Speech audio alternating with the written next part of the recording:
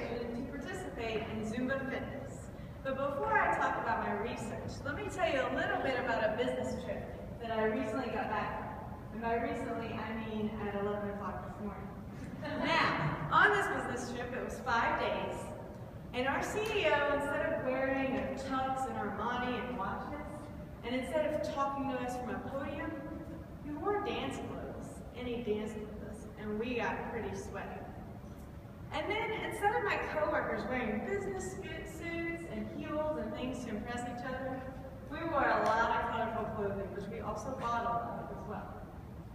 And instead of having meetings about forecasting and boring statistics, we had dance parties. And instead of learning how to improve our bottom line and grow our margins, we learned new dance moves. I was at a Zumba instructor convention. Now you're probably wondering what Zumba is, and instead of telling you, let me show you.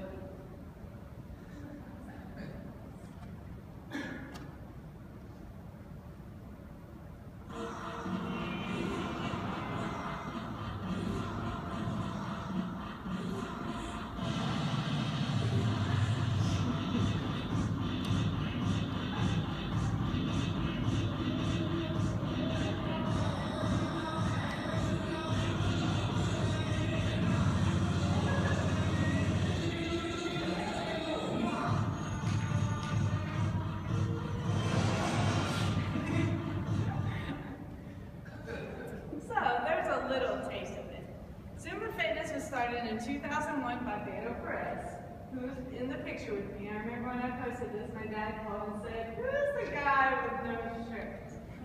So he started Zumba Fitness in 2001 by accident. He was already a fitness instructor, and he had forgot his music.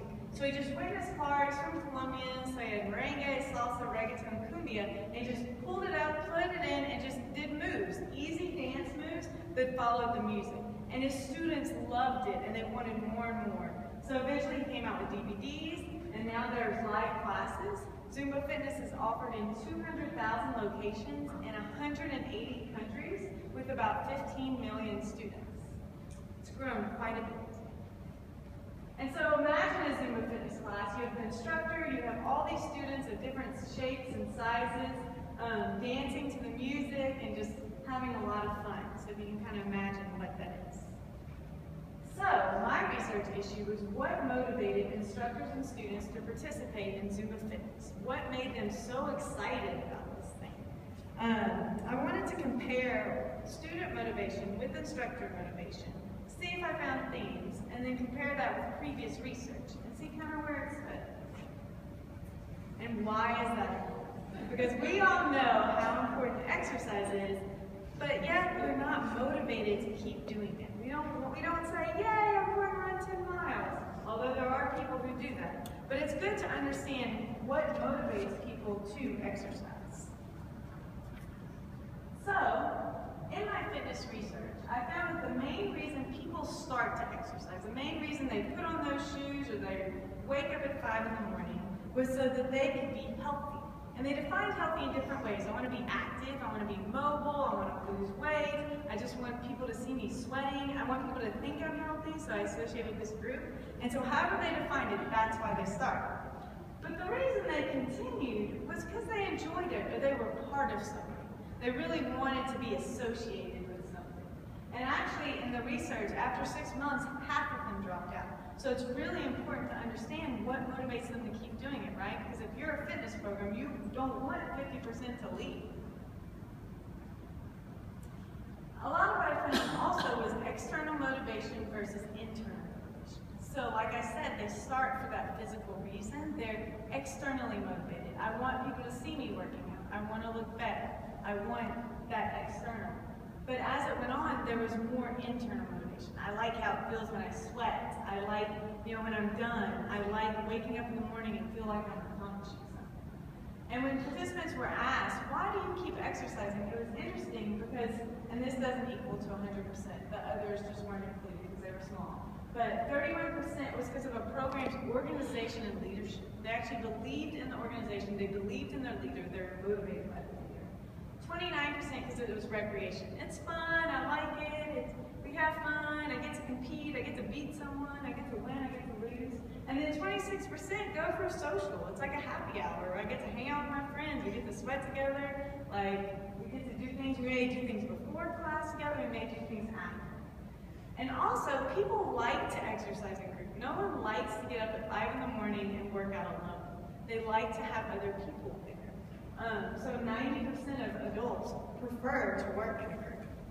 So I found this common theme, similar to what Nancy was talking about, of community. You want it to be part of something bigger. That's why you stay.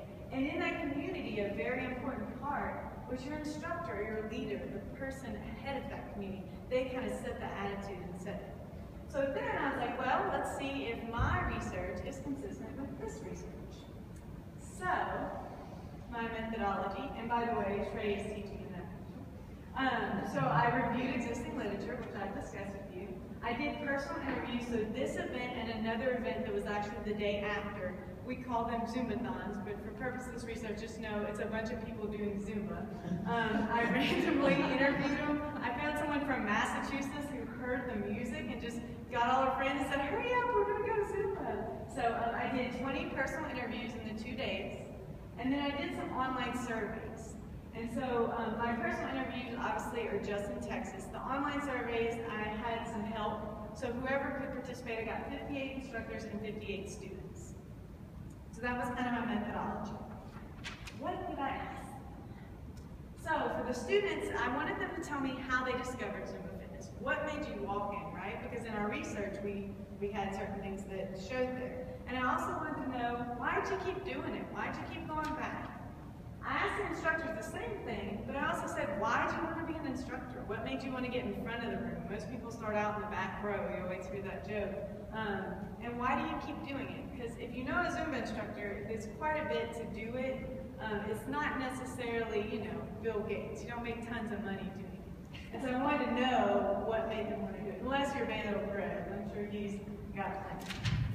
So, in my surveys, I found some themes. And it was very interesting because my students and instructors had the same themes until I got to the end. They wanted to be healthy, how do they define healthy? It keeps me active, it keeps my joints going, it keeps my brain thinking. It's fun, I love it, I enjoy it. And I love the community. And I'm gonna expand on these. But it was interesting because students said, man, my instructor inspires me, I go to class for them. And the instructor's like, man, my students inspire me, I really go to class for them. So I'm going to go a little bit more into that.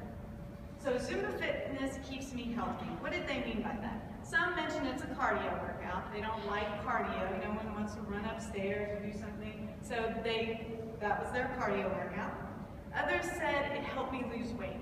People lost anywhere from 15 to 115 pounds from doing it. So they start seeing changes in their body and like, hey, my pants are loose, and that kind of motivated them.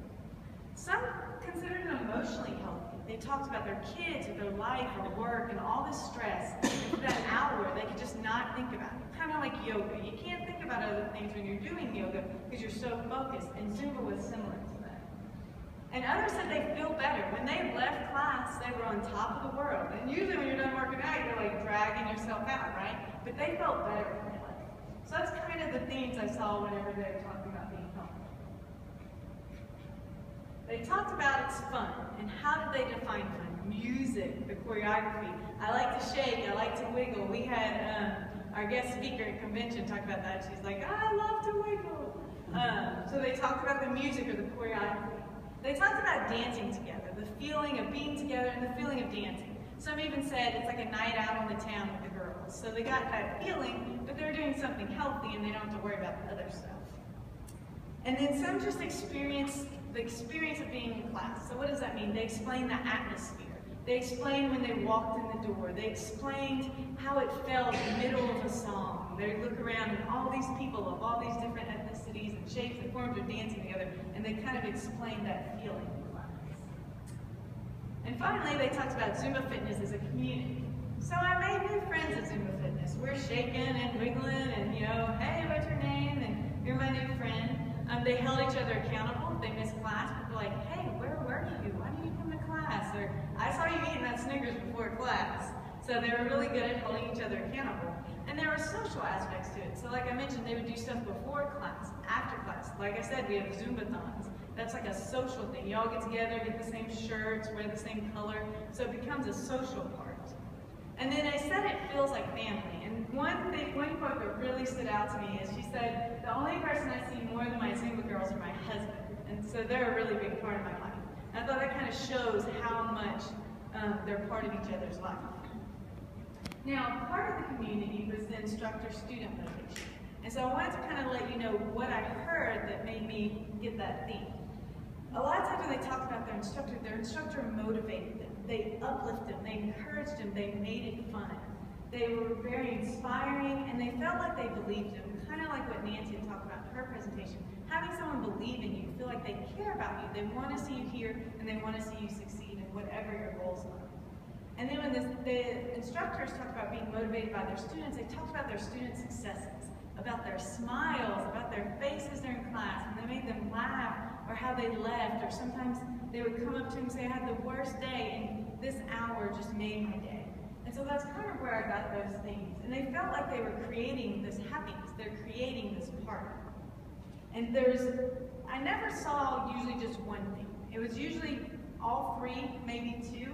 And so I wanted to share a quote with you that kind of encompasses all of the things. And she said, I do it to give back what I got from Zumba Fitness to others. I do it because it gives me purpose. It allows me to inspire others to move, to become healthy. And most importantly, for 1 hour of their lives, it's about them, their escape. I just provide the ride. So they're talking about fitness, they're talking about fun, they're talking about social, and she was so inspired by her instructor as a student, she became an instructor. So it kind of encompasses all the different things. So my findings, just like the research I talked about, my participants were motivated to start Zumba Fitness because they wanted to be healthy, but continued it because of the other stuff. You really saw a lot of the fun and the community in there. In conclusion, leadership plays a major role in people staying with Zumba Fitness. So why are people motivated to do it is a lot because of their leader, a lot because of their instructor, a lot because of the community. I just told you I went to convention. There are leaders there that I look up to more than anything, and they were just as inviting as I am to my students. So it's passed down through all the leaders. And so the Zumba Fitness creates this atmosphere and community, and even some of the students I interviewed said, my instructor creates a community. My instructor says, hey, let's all go grab a bite to eat. Hey, let's all go get smoothies. Hey, let's all get the same shirt together. So the leadership is really creating that. And then the internal motivation is really powerful. So what does this all mean? How does this apply? Well, the way it applies, Zumba Fitness should focus on this internal motivation, the community, the leadership, and the students. And I actually had the opportunity to meet with the marketing people of Zumba Fitness while I was at convention, and they've already done a lot of this research. And just to prove it, I can show you some of the things they did, and you'll see some of the things I talked about. So they have something called Zumba Stories. And what Zumba Stories does is instructors or students can go online and they can submit their story. How did Zumba Fitness impact you? How did it make a difference? It's a website, they just go in there and share their story, and then Zumba will feature some of their stories. So I want to share some. This is MJ. And MJ was going through a divorce of a toxic relationship with her sweetheart. They'd been married, she was going through a divorce. She talks about feeling alone, depressed, she was crying, and finally one of her friends is like, hey, come try this Zumba Fitness thing with me. And she's like, fine, I'll try anything to feel better. And it's really powerful because she says in the middle of class, she looked in the mirror and she noticed for the first time in months, she was smiling. And she was like, wow. And it inspired her so much because she was having fun without even realizing it. And so it inspired her so much, she's a Zumba Fitness instructor now, and she teaches 3 times a week. Here's another story. Meet Sean. He's a member of the U.S. Navy, and when he was deployed in Afghanistan, he picked up salsa dancing. And he actually lost 45 pounds. When he came back, he wanted to keep salsa dancing and wanted to keep doing things, and he actually found Zumba Fitness. He tried the DVDs, and then found a class, and he's actually a teacher now. And he said he really loves how everyone can do it, and everyone can do it. And finally, I want you to meet Alina. But instead of having me tell you her story, I'll let her tell it.